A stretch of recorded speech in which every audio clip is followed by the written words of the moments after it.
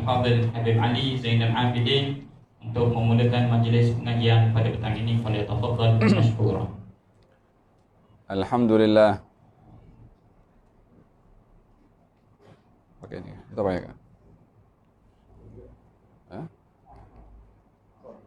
Allah. Tahu.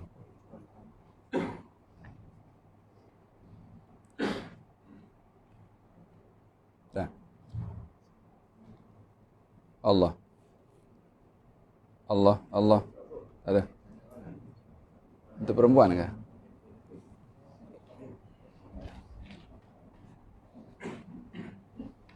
Dia pakai juga kan?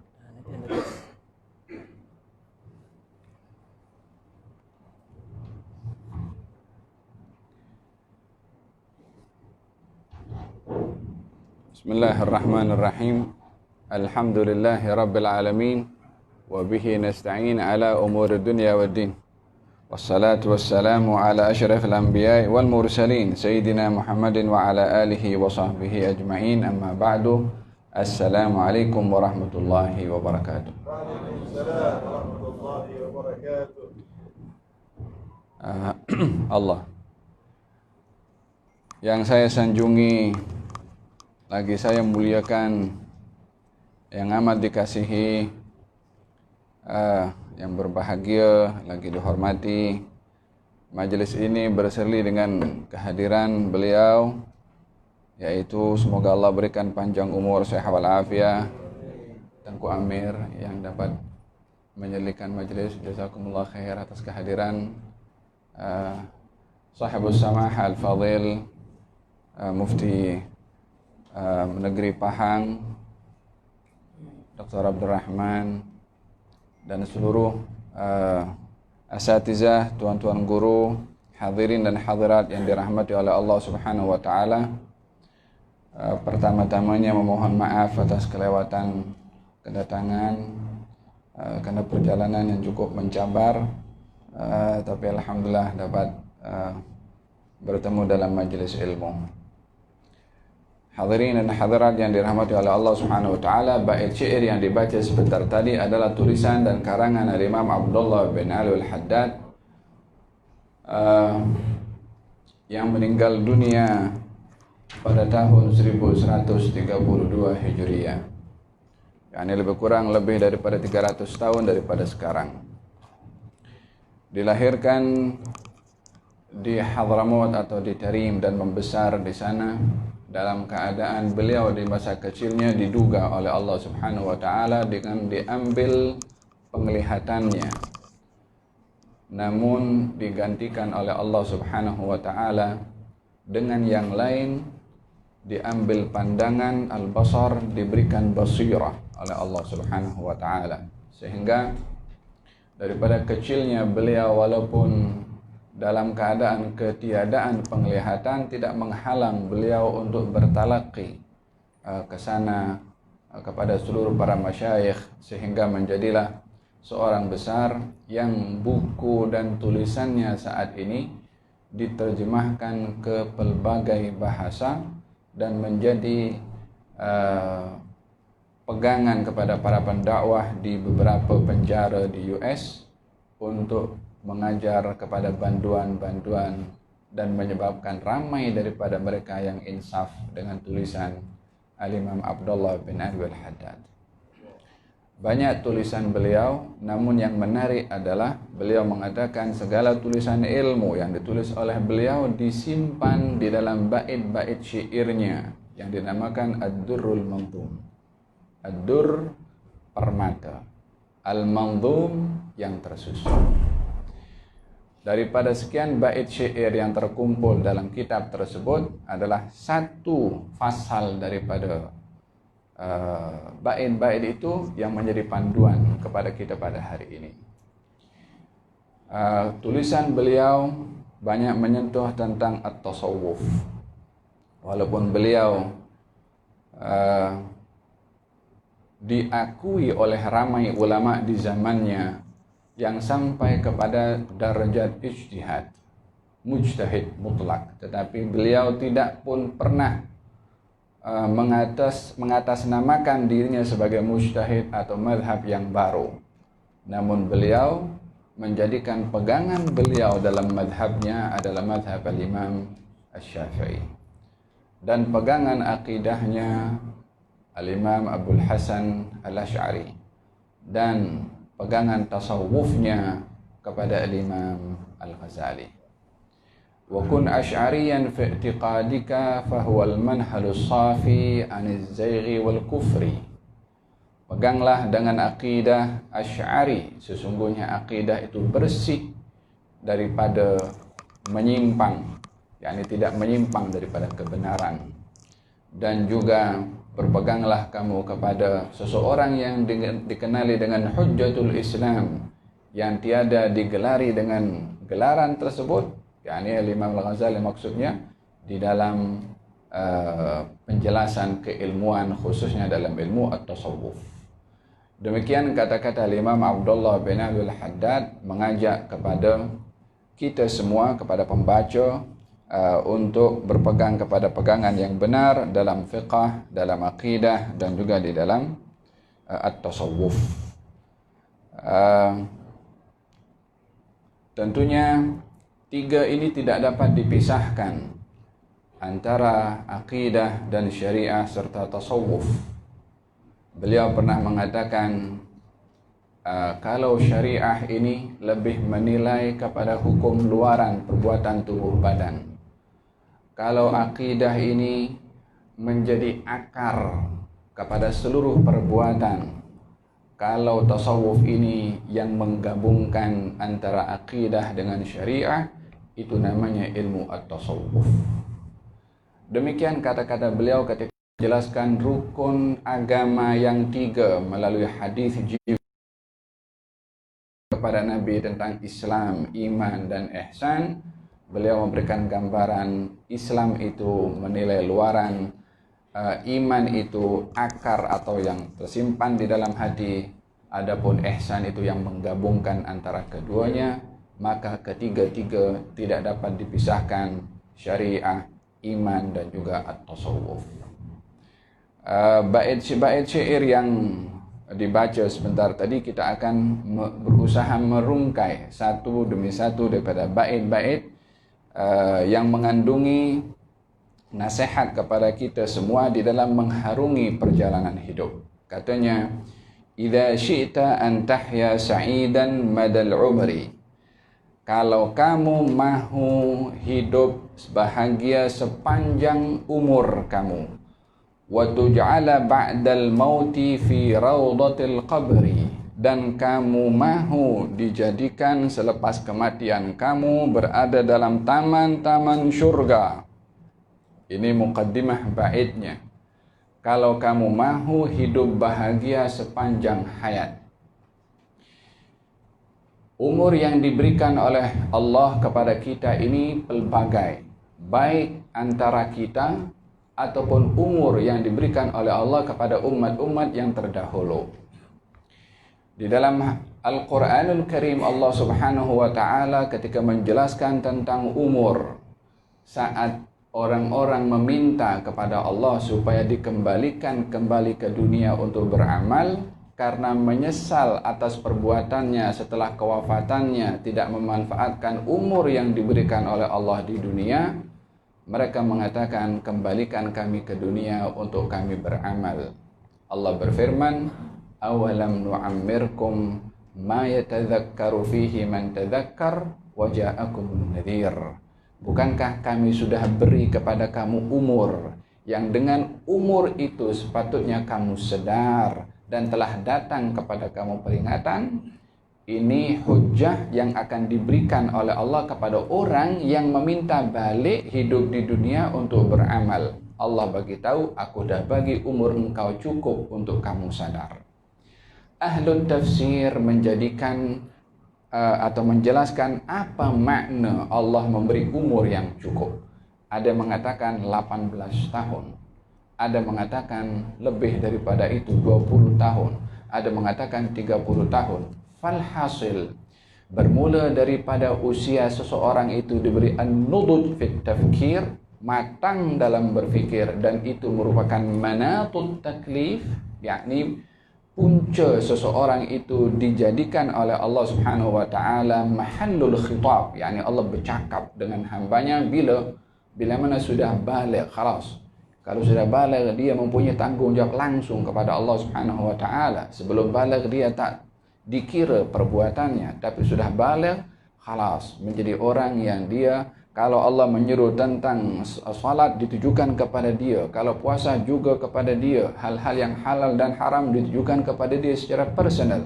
Apa sebabnya? Allah sudah bagi akal dan Allah sudah bagi kematangan, yaitu usia baligh. A'mar ummati ma baina 60 ila 70. Umur umat aku itu antara 60 dan 70, wa qalilun man jawaza dzalik, dan sedikit sekali yang lepas daripada itu. yakni memberitahukan purata umur bagi umat Nabi adalah antara 60 dan 70 tahun, walaupun ada yang lebih daripada usia tersebut. Kalau kita semalam ada haul di Terengganu, usianya Tuku Paluh itu 103 tahun. Kita sempat berziarah kepada cucunya yang masih ada, namanya Syarifah Lu'lu'ah binti Sekaf bin Tuku Paluh. Umurnya sekarang 102 tahun. Masih segar. Kita pergi ziarah kepada beliau. Dia kata, doakan Allah, umur 102 tahun, minta doa dengan yang banyak dosa macam kita ini. Selalu sebut ya Rasulullah, ya Nabi Allah, ya Rasulullah. Mulutnya selalu sebut ya Rasulullah, ya Rasulullah. 102 tahun, bercakap pun masih masih boleh dengar. Dia kata, pandangan saja ni tak begitu clear. Alhamdulillah, syukur ya. Kita pun pergi belajar kat situ. Dengan kekurangan yang ada masih mengatakan bersyukur kepada Allah Subhanahu wa taala. 102 tahun. Bukan tak ada yang lebih daripada usia itu, tetapi tidak ramai. Wa qalilun man jawaza dzalik. Nak dibandingkan dengan umur-umur orang yang terdahulu juga, maka orang-orang terdahulu umurnya lebih panjang. Namun kesemua daripada umur yang diberikan oleh Allah kepada umat yang terdahulu dan kepada kita, semuanya berakhir dengan kematian, berakhir dengan perpisahan. Al-Imam Abdullah bin Ali Al-Haddad mengagihkan umur manusia ini kepada 5 macam, yang tiada seorang pun melainkan akan melalui kepada 5 umur ini, 5 peringkat. Yang kita semua berada peringkat yang kedua. Kita ada 3 peringkat lagi umur yang akan kita lalui. Umur yang pertama adalah umur ketika manusia berada di alam dzar, sebelum dihembuskan ke rahim ibu. Allah berfirman dalam Al-Quran tentang keberadaan umur ini di satu alam tersendiri, seperti mana alam kita ini alam tersendiri yang tak sama dengan alam umur kita sebelum ini. Allah berfirman dalam Al-Quran tentang umur tersebut. Wa id akhadha rabbuka min bani adama min dhuhurihim dhurriyyatahum wa ashhadahum ala anfusihim alastu birabbikum qalu bala syahidna. Ketika Tuhanmu wahai Rasulullah Muhammad mengambil janji dan sumpah daripada anak-anak Adam, dikeluarkan. Ini wa'id akhraja dikeluarkan. Bermakna kita ini pernah dikeluarkan satu ketika dahulu, dikumpulkan di satu tempat. Oleh sebab itu ahli hadis dan juga ahli tafsir mengatakan tempat perhimpunan manusia ketika disoal oleh Allah, bukankah aku Tuhan kamu, adalah padang Arafah atau Wadi Kanaan. Di situ dikumpulkan. Dalam bentuk apa dikumpulkan? Adzar. Tahu adzar itu apa? Kita kalau matahari itu masuk melalui tingkap dan kita tengok itu matahari ada macam habuk yang kecil-kecil kan? Yang kecil itu namanya dzar. Ya, ini sebesar atom. Nah, dikumpulkan sejumlah manusia pada zaman dulu sampai yang akan datang. Pernah dikumpulkan. Faman ya'mal mithqala dzarratin khairan yarah wa man ya'mal mithqala dzarratin syarran yarah. sebesar biji zarrah pun akan dinilai oleh Allah Subhanahu wa taala. Alhasil, sekecil itu size-nya, tapi mempunyai idrak. Tidak dilihat daripada size, tetapi ianya idrak, pemahaman yang ada kepada makhluk yang kecil tu. Ketika disoal oleh Allah, alastu birabbikum, bukankah aku Tuhan kamu semua? Allah bercakap atau tidak? Allah berfirman atau tidak? Agaknya Allah berfirman kepada yang paham atau tidak paham? Pada yang paham. Masa itu manusia dan kita semua termasuk ini, walaupun size-nya seperti itu, keistimewaannya idrak, pemahaman, paham maksud daripada firman Allah, alastu birabbikum, bukankah aku Tuhan kamu? Semua paham. Apa sebabnya? Mereka jawab, bala syahidna, ya kita berikrar, ya kita berjanji, masa tu kita bercakap, antaqulu yaumal qiyamati inna kunna an hadza ghafilin. Tapi nanti kamu akan berkata kamu tak ingat, kamu lupa, kamu lalai. Fi'lan pun kita pun tak ingat. Allah dah nyatakan kejadian itu terjadi dan Allah pun terangkan kamu akan mengatakan lalai. Antaqulu yaumal qiyamati inna kunna an hadza ghafilin. Ya. Beradanya manusia pada oleh dalam hadis Nabi Muhammad sallallahu alaihi wasallam, al-arwahu junudun mujannadah ma ta'arafa minha talaf wa ma tanakara minha talaf.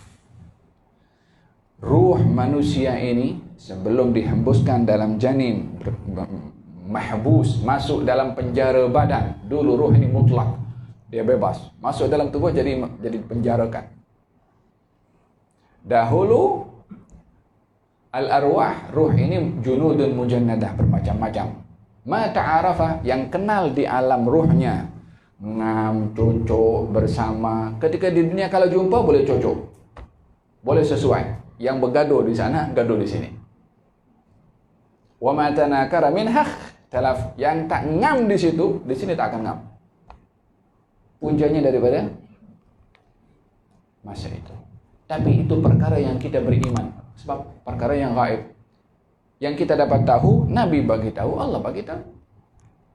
Ini proses umur yang pertama. Bermula daripada masa itu sampai dihembuskan dalam janin seorang ibu. Dalam hadis ketika seorang dalam kandungan ibunya itu 40 hari dalam sperma, 40 hari dalam darah, 40 hari dalam keadaan daging, thumma yunfakhu ilaihi fihi ar-ruh, dihembuskan ar-ruh. Ruh nyawanya di luar. Ya kan, dihembuskan dalam janin, barulah proses kemanusiaan bermula pada umur yang kedua. Bila umur yang kedua? Masa dihembuskan dalam janin sampai wafat. Kita ini pada proses yang kedua. Ada umur barzakh nanti. Setelah dikuburkan, masuk, kita pun tinggalkan, bermula proses umur yang ketiga. Sampai bila? Sampai dihidupkan sangkakala yang kedua untuk dibangkitkan seluruh manusia. Baru masuk proses umur yang ketiga. Daripada Nabi Adam sampai sekarang yang sudah meninggal dunia, baru pada proses yang kedua. Berapa panjang umurnya? Tak boleh dikiaskan dengan umur kita di dunia. Mereka berada di alam tersendiri, di alam barzakh, imma nikmat wa imma azab. Yang ketiga, bermula daripada dibangkitkan sampai bermula daripada masuk alam liang lahat sampai dibangkitkan. Yang ketiga, bermula dibangkit. Yang keempat, bermula daripada dibangkitkan sampai akan ada seruan untuk masuk ke syurga. Semoga kita termasuk daripada yang diseru, atau sebaliknya ke neraka. Dan kalau sudah masuk ke sana dan ditutup pintu masing-masing, maka mereka akan kekal berada di tempat masing-masing. Bermula masuk syurga atau neraka, bermula proses umur yang terakhir, yang umur terakhir ini tiada memiliki sempatan. Ada berapa proses umur? 5 proses. Kita bahaskan umur yang kedua dulu. Katanya, kalau kamu mahu hidup bahagia sepanjang umur, adakah orang boleh berfikir sepanjang hidupnya, mulai daripada lahir sampai dia wafat, hidup bahagia? Adakah terbayang bagaimana seseorang boleh hidup bahagia sepanjang hidup sampai dia wafat? Tak ada halangan? Ya, orang beriman akan hidup bahagia. Sebab pemahaman kebahagiaan beza dengan pemahaman kebahagiaan bagi sebahagian orang. Dia akan hidup bahagia walaupun susah dan miskin. Dia akan hidup bahagia walaupun dia ada penyakit. Dia hidup bahagia walaupun berhadapan dengan berbagai macam dugaan, walaupun stres, walaupun berhadapan dengan tekanan, walaupun berhadapan dengan pelbagai macam dugaan. Ya, sebab mereka punya pemahaman kebahagiaan itu bukan terletak kepada kebendaan, bukan terletak kepada kemewahan, bukan terletak kepada kesehatan, bukan terletak kepada kemudahan segala urusan. Bukan itu letak kebahagiaan bagi orang-orang yang beriman. Namun orang yang beriman memahami arti kebahagiaan seperti mana Allah jelaskan di dalam Al-Quran apa itu bahagia. Ya ayyuhalladzina amanu istajibu lillahi walir rasuli idza da'akum lima yuhyikum. Wahai orang-orang beriman, responlah seruan yang datang daripada Allah dan Rasulnya bila mana mengajak kamu untuk kamu diberi kehidupan. Diberi apa? Kehidupan. Dia dah hidup, namun diberi kehidupan. Tentunya kehidupan yang kedua berbeza dengan kehidupan yang pertama. Kehidupan kita saat ini kita berkongsi dengan seluruh makhluk hidup, termasuk dengan hayawan dan binatang. Kita berkongsi makan minumnya, kemudian dalam nafsunya, dalam segala banyak perkara ada kesamarataan atau kesamaan. Namun kebahagiaan bukan terletak kepada itu semua.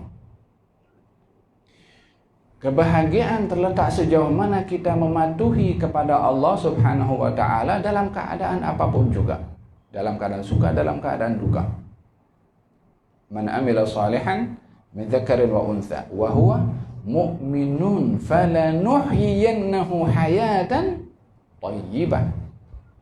Barang siapa yang beramal saleh, laki-laki atau perempuan, dalam keadaan iman, Allah akan memberikan kepadanya kehidupan yang baik, kehidupan yang bahagia. Dikaitkan pemberian kehidupan yang bahagia itu dengan iman dan juga amal saleh. Oleh sebab yang demikian, bagi orang yang memahami hala tujuh hidup ini, umur yang diberikan oleh Allah Subhanahu wa ta'ala akan hidup bahagia walaupun berhadapan dengan pelbagai macam godaan. Bukankah kita melihat di dalam Al-Quranul Karim ada orang yang meminta mencari kebahagiaannya dalam penjara?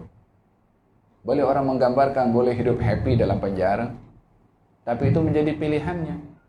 Secara zahirnya penjara itu dalam tempat tertutup, tak bebas, tak boleh keluar, orang stres macam-macam. Namun bagi seorang nabi yang namanya Nabi Yusuf, dia mengatakan Rabbi sijnu ahabbu ilayya mimma yad'unani ilayhi. Hai Tuhanku, aku lebih selesa dipenjarakan. Di penjara boleh beribadah. Tidak di penjara diganggu oleh perempuan, diajak berbuat mungkar. Jadi pilihannya bagi dia untuk berada di penjara mengelak daripada kemungkaran. Walaupun dari segi zahirnya diajak oleh perempuan, dia kemudian secara zahirnya mungkin itu adalah sebab yang boleh mendapatkan kelezatan dan kenikmatan, namun tidak menjadi pilihan kepada Nabi Yusuf. Apa sebabnya? Pemahamannya tentang kebahagiaan tidak terletak kepada yang dilihat oleh sebahagian atau ramai orang, terletak kepada kenikmatan dan hal-hal yang bersifat lahiriah sahaja. Oleh sebab yang demikian, Al-Imam Abdullah bin Ali al-Haddad memberikan penjelasan tentang hakikat kehidupan yang bahagia itu adalah dengan iman dan juga dengan amal saleh. Dzaqa ta'mal iman man radhiya billahi rabban wa bil islami dinan wa bi muhammadin nabiyyan wa rasula. Akan merasakan manisnya iman. Katalah Habib Umar mengatakan, kita ini banyak merasa pelbagai macam rasa. Kita boleh rasa es krim, ya kan? Kita boleh rasa coklat. Kita pun boleh bezakan rasa masing-masing makanan yang kita rasa. Tapi pernahkah kita merasakan manisnya iman? Dzaqa ta'mal iman. Dalam hadis yang lain, Thalathu man kunna fihi wajada halawatal iman. 3 perkara kalau ada kepada seseorang, dia akan mendapatkan manisnya iman. Ada manis pada iman, ada rasa pada iman, tapi tak semua orang boleh rasa. Dzaqa ta'mal iman, akan merasakan manisnya iman. Siapa? Man radhiya billahi rabban. Siapa orang yang ridha Allah sebagai Tuhan, bukan hanya dengan lisan, tapi ketika diduga oleh Allah, ketika diberikan ujian oleh Allah Subhanahu wa taala, dia ridha. Ini orang yang merasakan manisnya iman, dan juga ridha kepada Nabi Muhammad sebagai Nabi dan Rasul, dan ridha Islam sebagai pegangan agamanya.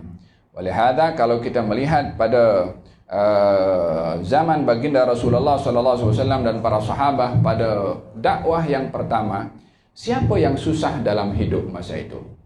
Golongan kaum muslimin termasuk Nabi. Ada yang dipukul, ada yang dihantam, Nabi pun diheret, Nabi pun diletakkan najis di atas kepalanya. Yang berkuasa masa itu siapa? Yang menindas waktu itu siapa? Yang memiliki kebendaan kemewahan masa itu siapa? Abu Jahal, Abu Lahab, Uqbah bin Abi Mu'aid, Umayyah bin Khalaf, Safwan bin Mu'aid bin Umayyah, Mughirah bin siapa nama itu? Abul Walid ibn al-Mughirah. Orang-orang besar yang memiliki kebendaan dan kenikmatan secara lahiriah. Namun Allah berfirman tentang kedua-duanya, tentang Abu Jahal dan juga tentang Umar bin Khattab. Nama kedua-dua namanya Umar. Abu Jahal Amr bin Hisham. Sayyidina Umar bin Khattab. Umar dan Amr lebih kurang tulisannya hampir sama.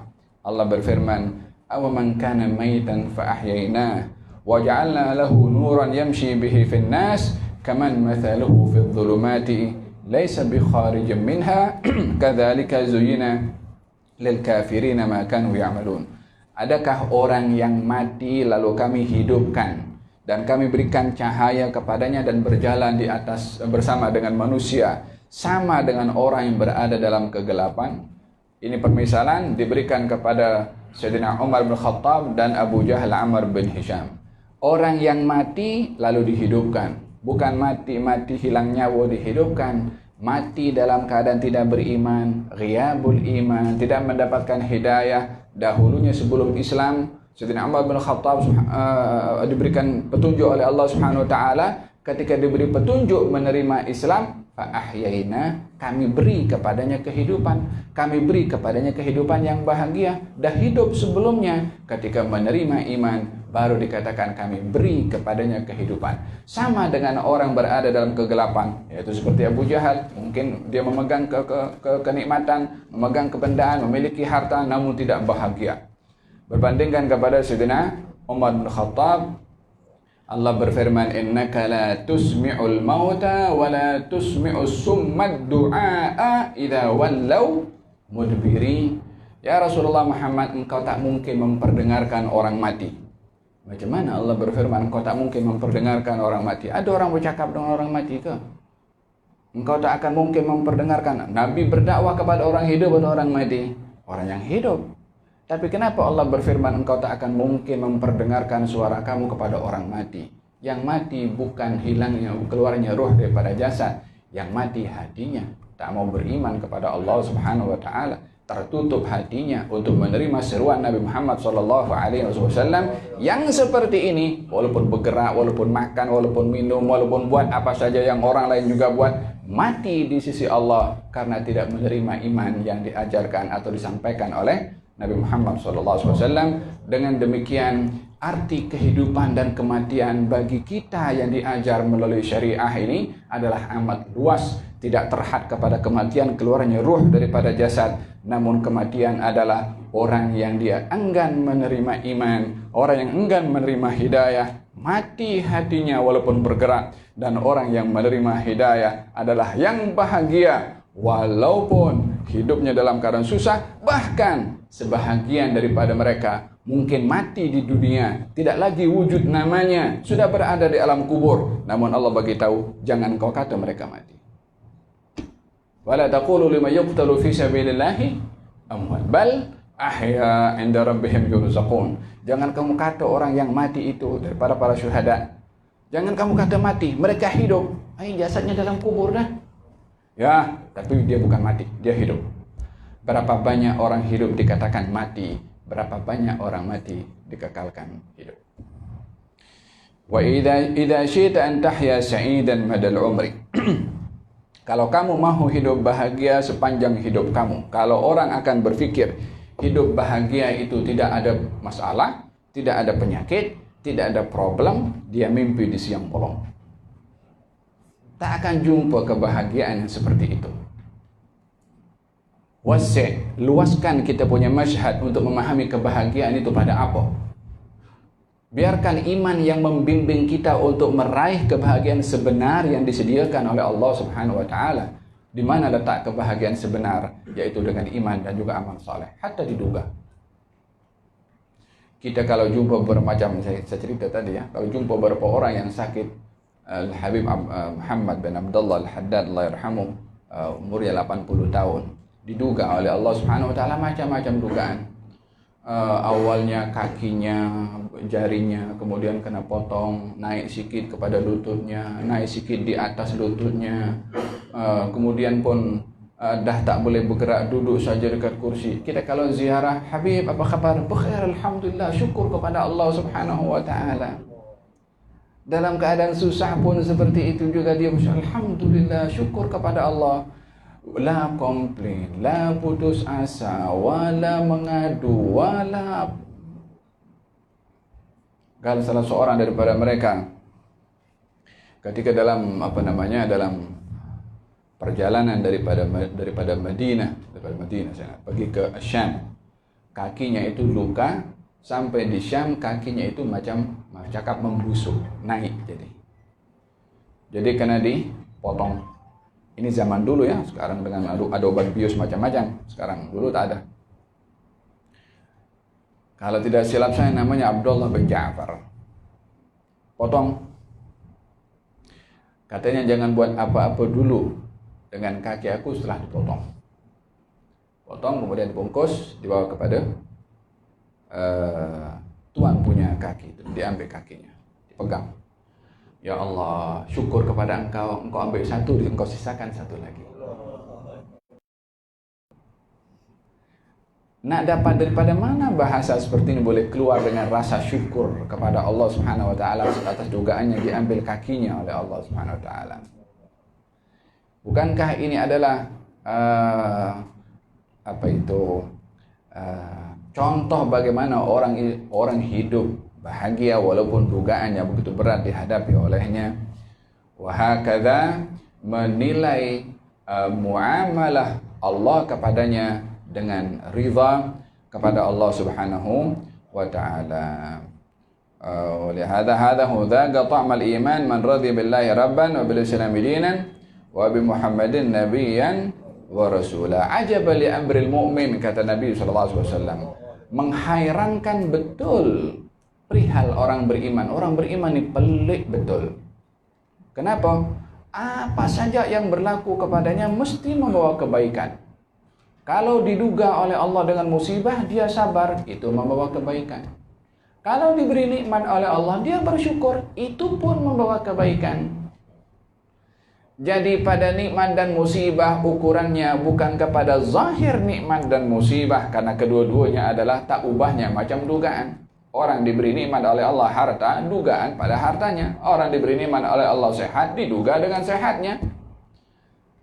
Orang diberi oleh Allah dugaan dengan sakit, diduga oleh Allah sabarnya.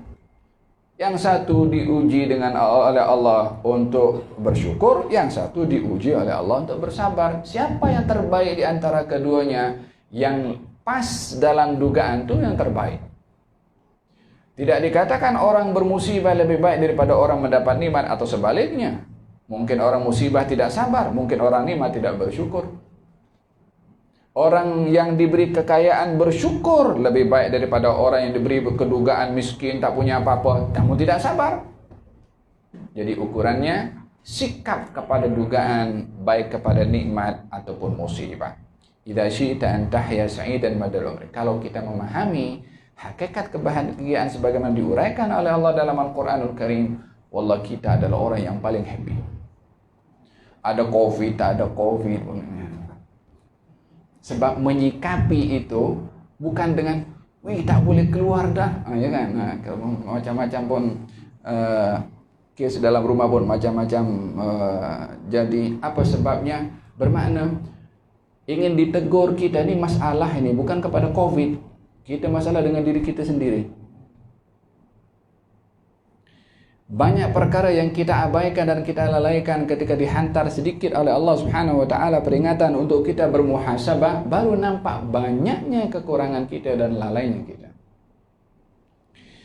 Idza syi'ta an tahya sa'idan madal umri wa tuj'ala ba'dal mauti fi rawdatil qabri.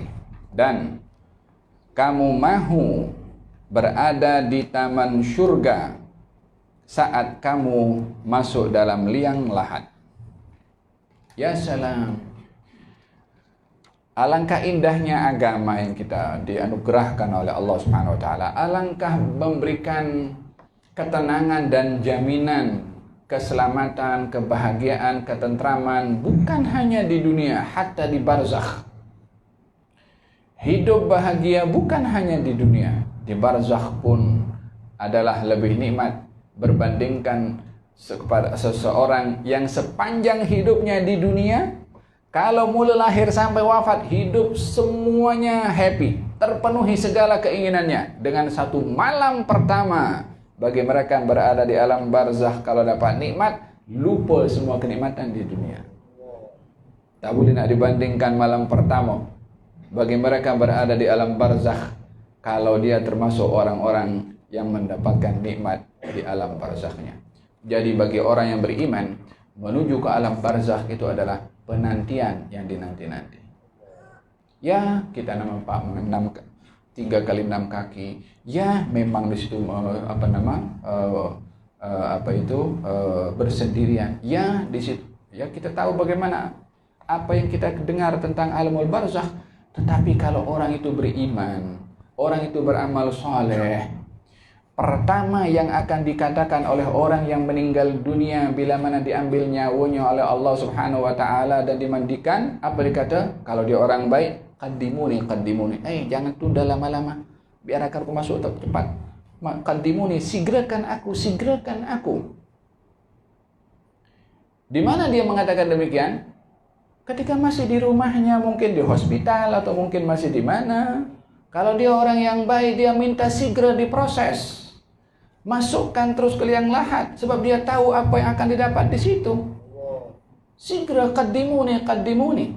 Walihada fil hadits dinyatakan kalau orang meninggal dunia, mustarihun aw mustarah, dia kata. Orang kalau meninggal dunia ini akan ada 2 keadaan. Adakah dia sedang rehat atau orang lain yang rehat?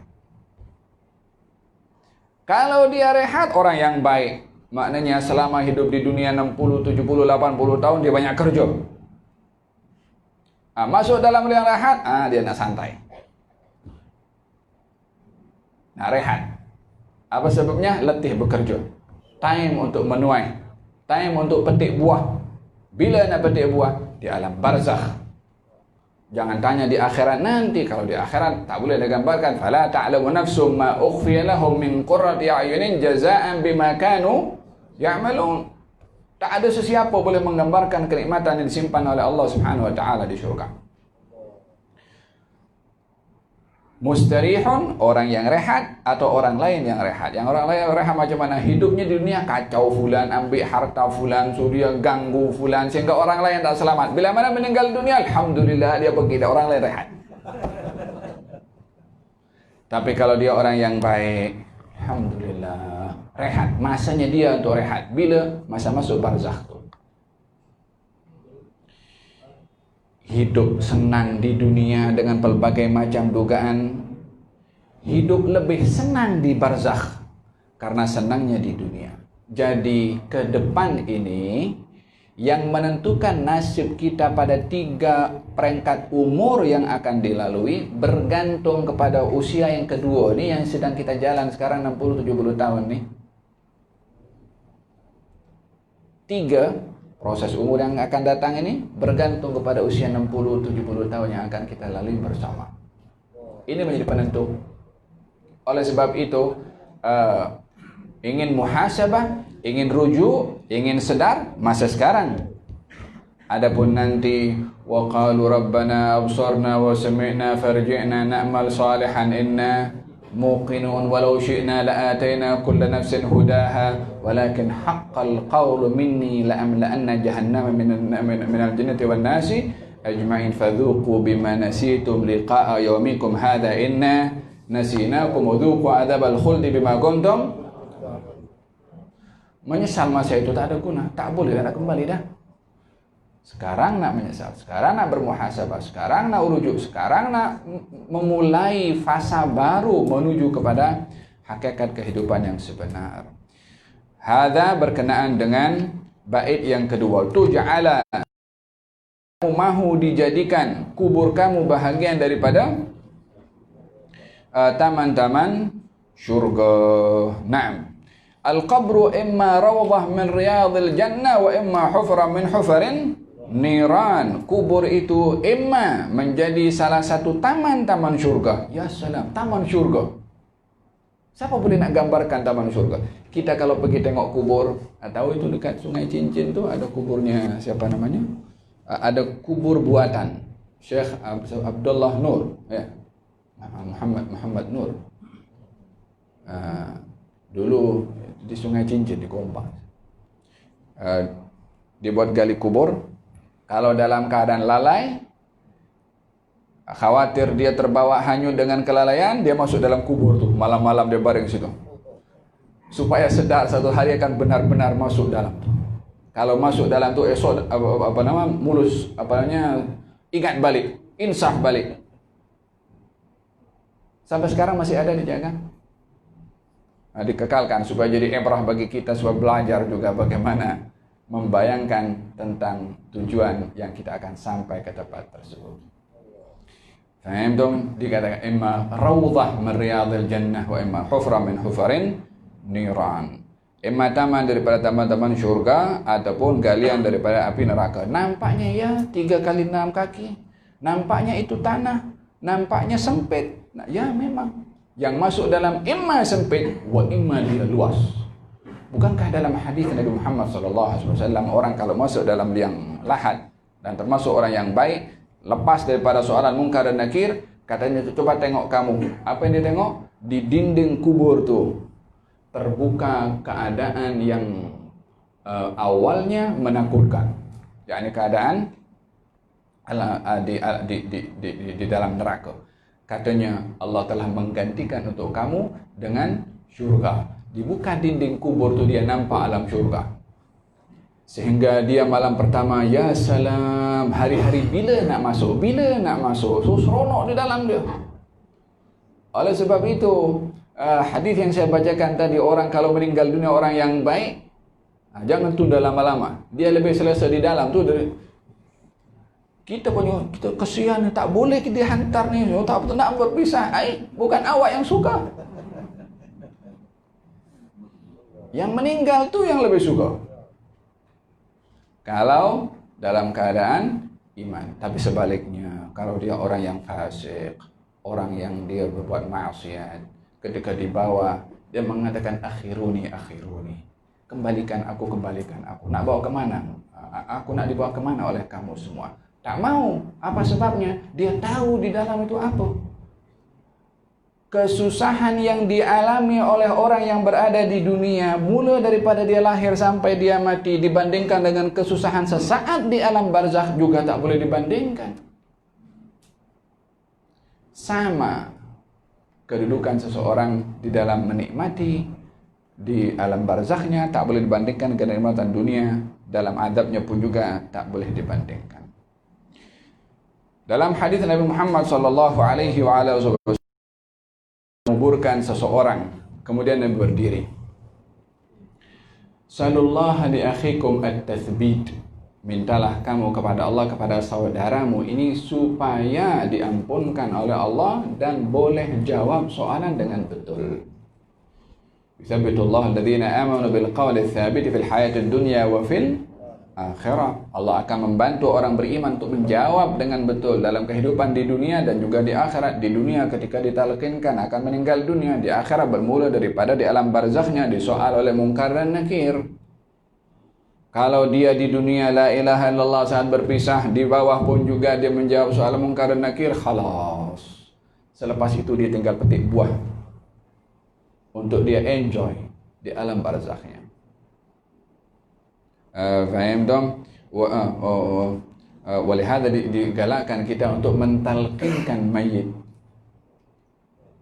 Mentalkinkan mayit. Tujuannya talqin itu doa kepada Allah agar supaya mayit itu dibantu menjawab. Bukan sebagian orang menilai talqin mayit macam bercakap, macam mengajar. Bukan, itu harapan doa kepada Allah supaya mayit boleh jawab. Seperti mana kita mendoakan pengampunan untuk si mati, sebagaimana kita mohon rahmat kepada Allah untuk si mati, sama juga kita mohon kepada Allah supaya si mati boleh jawab. Apa salahnya? Faham dong?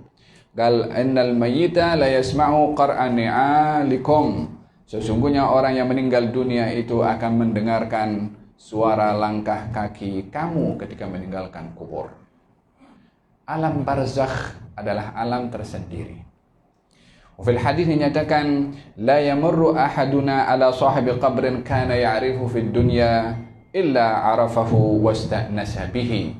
Tidak ada seorang daripada kami lalu di kubur, seseorang yang kita kenal di dunia, mungkin temannya, mungkin pasangannya, mungkin orang tuanya, mungkin anaknya, mungkin jirannya, mungkin siapa saja yang kita kenal di dunia. Ziarah illa ista'nasa bihi, yang di dalam itu serono. Ista'nas, tahu ista'nas daripada anis, pada bahasa Arab ini anis, kawan yang menyeronokkan. Kawan ini macam-macam. Nah, kalau anis, kawan yang menyeronokkan. Yang kalau duduk kita seronok. Si mati kalau diziarahi oleh kawannya di dunia yang dikenali, dia pun juga merasa gembira. Kalau begitu tahu atau tak tahu ketika diziarahi, dia tahu. Dia tahu. Ini iman kita kepada apa yang diajar oleh Nabi Muhammad SAW. Oleh sebab itu digalakkan kita berziarah kubur. Nah, walaupun zaman sekarang orang ziarah kubur sembah kubur. Gitu. Orang ziarah dikatakan sembah kubur. Peliknya cara pemikiran zaman. Ma'ruf jadi mungkar, mungkar jadi ma'ruf. Sehingga orang yang mengatakan ini orang sembah kubur diperjuangkan, betul lah, padahal mungkar. Yang diperjuangkannya seharusnya ma'ruf. Yang kita perjuangkan ma'ruf ini dikatakan mungkar. Akhir zaman. Kata baginda Rasulullah SAW, kaifa bikum idza tagha syababukum wa fasada nisa'ukum. Bagaimana kamu berhadapan dengan satu zaman anak mudanya melampaui batas, anak perempuannya atau remaja perempuannya juga demikian. Yani kocar-kacir, akhlak tak dijaga. Laki dan perempuan bermula daripada usia muda. Secara khusus Nabi sebut syababukum, anak muda kamu. Awakainun dzalika ya Rasulullah? Adakah akan berlaku ramai anak muda, laki dan perempuan pun juga melampaui batas? Kata Nabi, yang lebih teruk pun akan berlaku. Kalau apa yang berlaku yang lebih teruk daripada itu? Kaifa bikum? Bagaimana kamu satu zaman nanti kalau kamu meninggalkan mengajak kebaikan dan kamu meninggalkan mencegah kemungkaran, sehingga orang berbuat mungkar tak ada orang halang, kebaikan pun tak ada orang suruh, dilepaskan macam tu.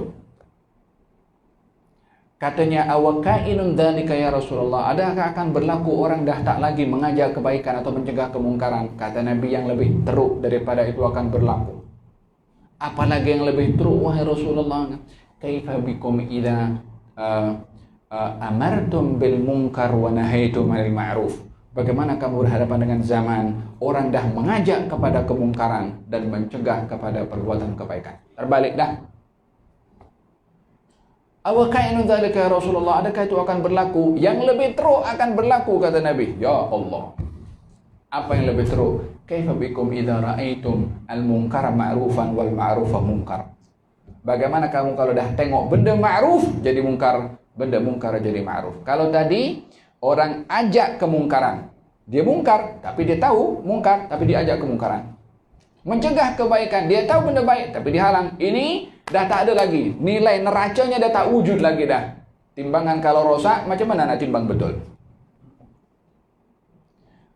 Ma'ruf dilihat mungkar, mungkar dilihat ma'ruf. Macam kita banyak zaman sekarang. Faham tak? Hadza berkenaan dengan bagaimana seorang berada di alam barzakh. Fil hadis dinyatakan anna a'mal dhawihim. Kita pukul 6 dah. Anna a'mal dhawihim wa agaribuhum tu'radu alaihim wa annahum yulaqi ba'dhum ba'dhan wa yatazawarun.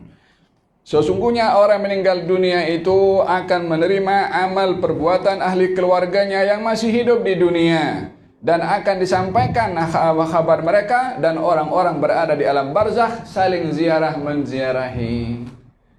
Di alam barzakh ada ziarah. Ada boleh berziarah? Ada. Jangan digambarkan alam barzakh ini hanya daripada satu sudut saja. Menakutkan, memang betul menakutkan. Tapi pada masa yang sama ianya adalah tempat nikmat. Bergantung status yang masuk itu. Kalau nampak luarnya memang macam itu. Tapi kalau orang yang baik masuk, seronok dalam. Untuk apa hidup susah-susah di dunia ini? Ya kan? Kita kalau ingin hidup nikmat di dunia dalam kenikmatan kemendaan, kita yang kena mesti cari. Nak tengok kenikmatan pemandangan, kita kena beli tiket, kena pergi pergi cerating, atau bagaimana? Sebab apa? Kita yang nak, kita yang cari, kita yang usaha. Di barzakh kita dikasih. Perbezaannya, kita di dunia kita cari, di barzakh kita diberi. Yang memberikan kenikmatan di dunia ini Allah Subhanahu wa taala. Itu pun terhad kepada mata, terhad pun kepada lidah untuk rasa. Ya kan? Tapi kalau di barzakh, ya Allah, makan tak ada, minum pun tak ada. Tapi kenikmatan yang lebih, ma la ain ra'at wala udhun sami'at wala khatara ala qalbi bashar. Hadza berkenaan dengan orang berada di dalam alam barzakh. Nah, dalam Al-Quran Al-Karim sebagai penutup, orang ini bila mana meninggal dunia, ya, nazak akan dikelilingi oleh malaikat. Kita tak nampak, tapi kita percaya, sebab yang memberitahukan adalah baginda Rasulullah. Katanya kalau kamu berhadapan dengan orang yang nazak, maka berdoalah dengan doa yang kebaikan, karena doa kamu diaminkan oleh malaikat. Malaikat sedang mengelilingi jasad seseorang tadi menunggu keluarnya ruh. Karena datangnya ruh daripada Allah, maka dia musyarraf, mukarram, muazzam. Ruh kalau sudah keluar daripada tubuh, kalau dia orang yang baik, wanginya semerbak lebih wangi daripada minyak kasturi. Kita tak boleh menghidup, malaikat menghidup. Digiring ruh umpama pengantin yang sedang dibawa kepada pasangannya, ini digiring dengan sekian ramai malaikat menuju kepada Allah Subhanahu wa taala. Berhampiran pintu langit yang pertama, penjaga pintu langit akan mengatakan, alangkah wanginya. Siapa datang nih, wahai ruh yang tenang? Diberitahu ini adalah jasad ruh fulan bin fulan, bagi tahu namanya. Dibuka pintu langit untuk lepas, selamat datang wahai jiwa yang tenang menuju Tuhan yang akan meridai. Lepas langit pertama, kedua, ketiga sampai diridai oleh Allah Subhanahu wa taala, maka kembali lagi ke dunia. Selepas diridai oleh Allah Subhanahu wa taala, barulah dia kembalikan dunia. Ini malaikat menjalankan tugas, di bumi juga menjalankan tugas. Di bumi orang sedang persiapan, yang ini sedih, yang ini menangis, yang ini sedang persiapan gali kubur, yang ini sedangkan sekeranda, ini ambulans, ya kan? Ini beli kafan, yang letakkan hanut dalam kafan itu, kemudian siapa nak sholat, proses. Sana pun juga proses. Di bumi kerja, di sana pun kerja. Diangkat ini ruh menuju kepada Allah Subhanahu wa taala sampai diridai, dia kembali ke dunia. dia proses ini sana selesai, sini pun selesai. Jangan tanya berapa lama pergi naik ke langit. Pergi langit yang ke-7 pula. Ya kan? Ini sudah di alam yang berbeza. Jangan pula mengatakan, kalau begitu dia Allah ini di langit, pasal roh dibawa pergi ke langit. Diangkatnya ke langit karena di situ tempat Allah nak meletakkan ridhonya kepada orang itu, dan itu simbol kepada ketinggian ruh itu datangnya daripada Allah Subhanahu wa taala melalui simpanan yang Allah letakkan dalam Lauhul Mahfuz, dikembalikan di tempat yang sama. Faham dong? Kembali ke dunia, wanginya pun semerbak, malaikat pun juga seronok, maka dia pun manggil, kasih segera, cepat-cepat masuk dalam alam barzakh. Hakadha keadaan ruh orang-orang yang beriman kepada Allah Subhanahu wa ta'ala, masuk ke alam barzakh, barulah dia termasuk orang yang akan mendapatkan nikmat. Kalau dia termasuk orang yang baik, ya ayyatuhan nafsul mutmainnah irji'i ila rabbiki radiyatan maradiyah fadkhuli fi ibadi wadkhuli jannati. Hada berkenaan dengan satu bait ya. Bait yang pertama dan yang kedua.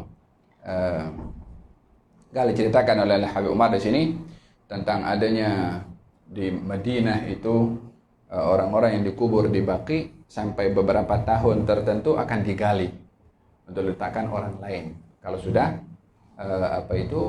menjadi tulang. Ada seorang di situ yang sepanjang hidupnya dia banyak berselawat kepada Nabi dan memuji kepada baginda Rasulullah. Setiap kali digali kuburnya didapati jasanya kekal. Tutup balik. Tunggu beberapa tahun, gali balik. Kekal, masih utuh lagi. Bumi pun tahu mana jasad yang boleh dimakan, mana jasad yang tak boleh. Terkadang mungkin berada di kubur yang sama, yang satu dimakan tanah, yang satu tidak. Sebab bumi atau tanah itu makhluk yang mendapat perintah. Dia bukan buat sendiri, ikut suka-suka. Bukankah Nabi bersabda, yang hafal Quran jangan kau makan. Para Nabi, para Rasul jangan kau makan. Orang yang mengumandangkan kerjanya azan jangan kau makan. Mungkin kuburnya sama, tapi ini bumi ikut perintah. Allah Subhanahu wa taala bagi perintah, yang ini makan, yang ini jangan. Nah, di antaranya adalah kata kejadian yang berlaku di Madinah tentang orang yang hidupnya banyak mengeluarkan atau menyusun bait-bait qasidah pujian kepada baginda Rasulullah. Kemudian ketika berkali-kali digali didapati jasadnya kekal macam itu. Jasadun tamakkana hubbu Ahmad fihi.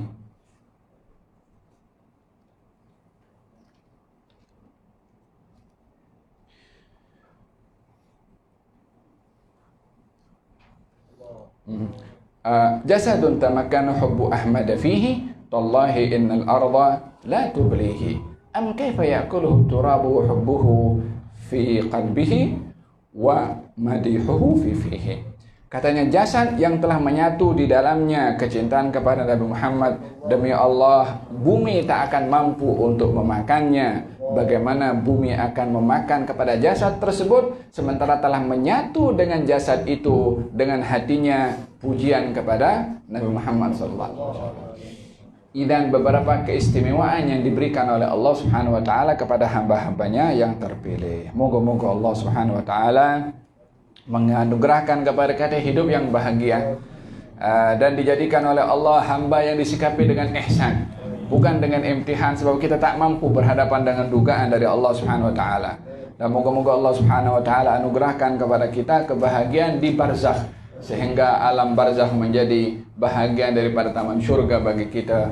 Amin ya rabbal alamin. Moga-moga Allah yang hadir di sini diberikan oleh Allah hidayah dan taufik, panjang umur, sehat walafiat. Yang mulia Tengku Amir diberikan kekuatan oleh Allah Subhanahu wa taala, diberikan bantuan oleh Allah, diberikan ilham oleh Allah dalam menjalankan tanggung jawab yang cukup mulia dan juga berat karena kedudukannya tinggi di sisi Allah terkait dengan agama Allah Subhanahu wa taala. Mudah-mudahan dengan kedudukannya diberikan oleh Allah dan ilham serta rahmat, bantuan dan juga hidayah dari Allah akan memudahkan menjalankan tugas dengan amanah dengan benar insyaallah. Sahibus samahah, mufti kita, moga-moga Allah Subhanahu wa taala berikan kesehatan, afiah jasmani, rohani, ditambahkan ilmunya, barakahnya dan juga manfaatnya, dan moga-moga Allah Subhanahu wa taala menjadikan sebab hidayah untuk kita semua, miftahan lil khair, mighlaqan lisyarr ya rabbal alamin. Wal hadirin wal hadirat fi hadhihi al mubarakah, yarzuqna wa iyyakum sihhatan wa afiyah, tulul umr bi sihhah wa afiyah, wa akrimna bi husnil khatimah ba'da umrin tawil wa halin jamil ma thabat tamkin ya arhamar rahimin. Wa barik fi ikhwanina ashab majlis ta'lim Pahang, diberkati oleh Allah Subhanahu wa taala. Amin ya rabbal alamin. Bisiril Fatihah ila hadratin Nabi Muhammad sallallahu alaihi wasallam. Al-Fatihah. Bismillahirrahmanirrahim.